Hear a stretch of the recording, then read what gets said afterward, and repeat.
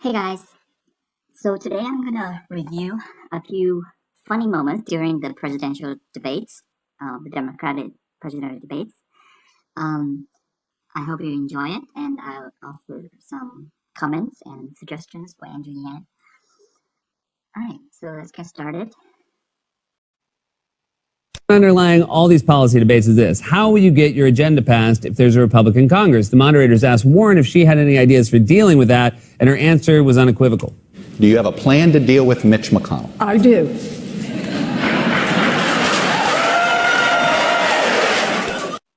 So that's a good point. Seth Meyers brought up is, how do you? You have this plan, that plan. How do you get it passed the Congress, right? How do you deal with Mitch McConnell? And as Warren's answer was really enlightening. I do. So Warren was like, "What are you talking about? Plans? All I have are plans, right? I have nothing but plans." Okay. And my plan can be subject to change. They're still being planned, right? So, like, for example, the wealth plan, the wealth tax plan. So, originally it was 2 cents for, everyone with wealth beyond 50 million, but now it's, if you have 1 billion and beyond, then for that part, I'm going to tax 6%. So, I'll change it according to, how much my other plans would cost, right? At a town hall that she could hardly contain herself. Thank you, Senator Warren, for being here. How do you plan to make sure the extremely rich pay their fair taxes? Whoa! Whoa! Whoa! That was hilarious. So I almost wish that Andrew Yang could have done that, right? Look at Elizabeth Warren's reaction. If Andrew Yang did that for the last debate, like the first Democratic debate in Atlanta. So it was 32 minutes into the debate, and Andrew Yang was not asked one single question. And finally, it was Andrew Yang's turn, and he should have done that, right? Whoa! I'm so happy. I'm so grateful that you finally asked me a question, right?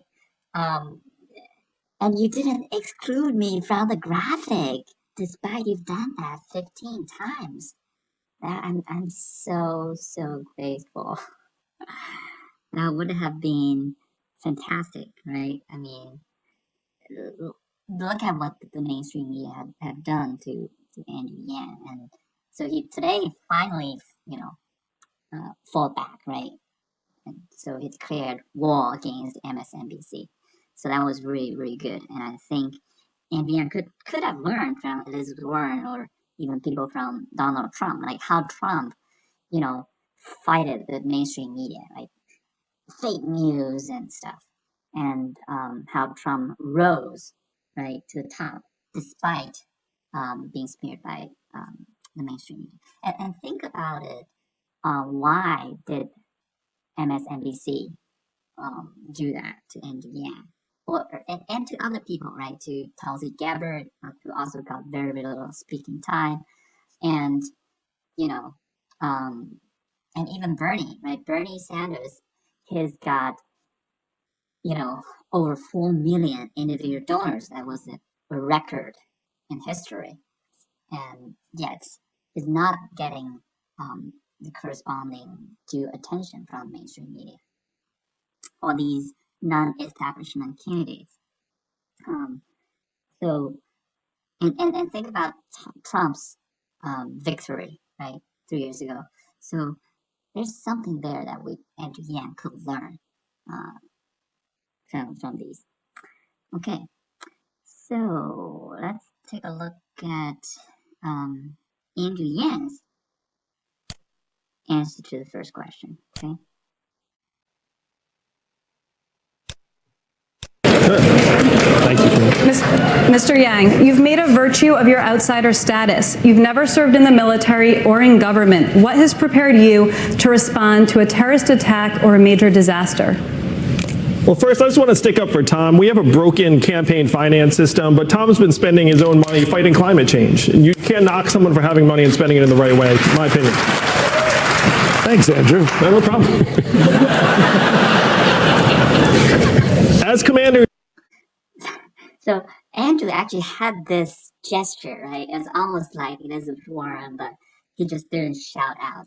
It was not that exaggerated. And I think that can be improved. And I really like the interactions between Andrew Yang and Tom Steyer, right? Because they are, there's very rare interactions of that kind on the debate stage. Right? Andrew Yang seems to be the only person who's, making friends actually, like Tom Steyer, Tulsi Gabbard, or even Bernie Sanders.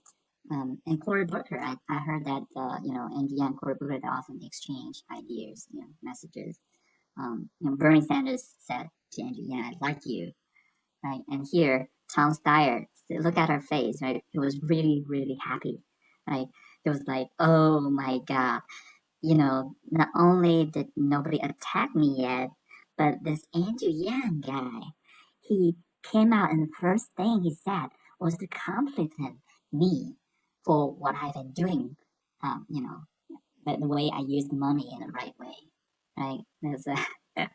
So he was really, really happy, and I like this kind of interactions. And let's see another moment of Andrew Yang.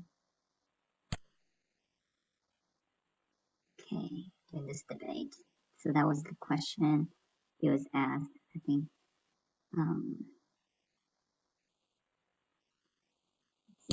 Let's see. Or not, sorry. Mr. Yang, if you win the 2020 election, what would you say in your first call with Russian President Vladimir Putin?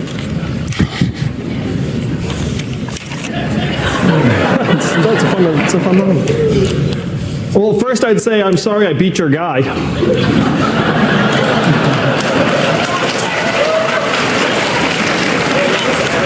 Or not sorry. Not sorry.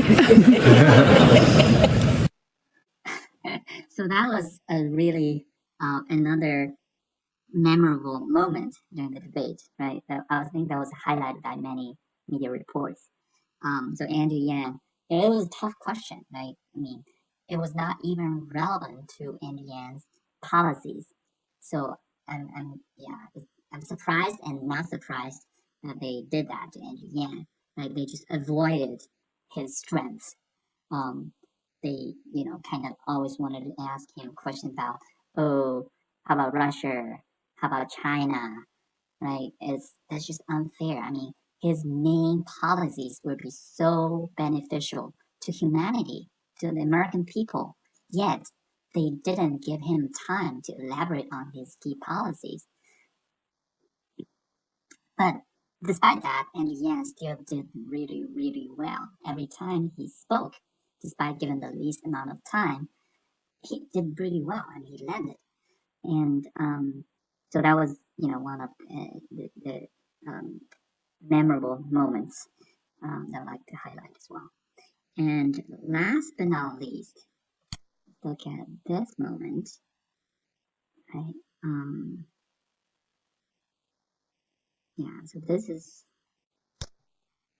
pay 2 cents more, they'll pay 3.2% in America. I'm tired of freeloading billionaires.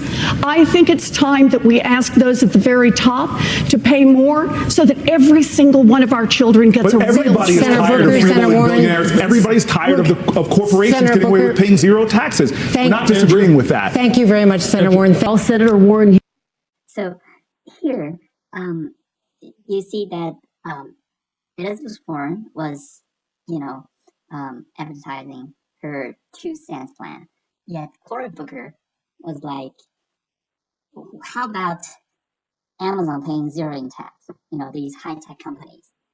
He's like, I think he's kind of yang-gang, right? In the sense that, he's emphasizing the fact that we should change, the situation, right? If all these high-tech companies, they're paying zero, next to zero in tax, of course we'll be asking where's the money, right? And I think he almost wanted to say, "Oh, we should implement a value-added tax, right?" As Andrew Yang suggested. And then Elizabeth Warren would say, "Oh, yes, I'm considering also the universal basic income plan, right?" I think that would be good. It's a good plan, and I'm planning, talking about it. I'm looking into it, right? See, all these people are gradually being yanged, so that's fantastic.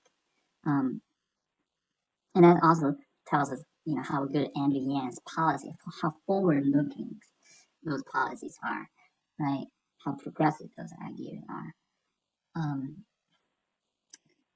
And let's see if we can play one more moment and let's call it a day. Yes, this one.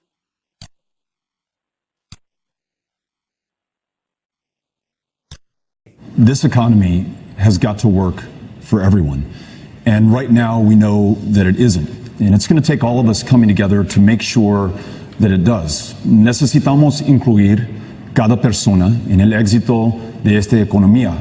I mean, I knew he was going to bust out his Spanish. I just didn't know it would be that quickly. Remember, Beto, you only have one bullet, so don't fire until you see the whites of their bang! Also, check out Cory Booker's face when it cuts to him during Beto's answer. Necesitamos incluir cada persona en nuestra democracia. Cada votante necesitamos. Now you might think that's of a face of a guy thinking, I can't believe you're pandering by speaking Spanish, but it's actually the face of a guy thinking, oh man, I was going to do that. La situación ahora es inaceptable.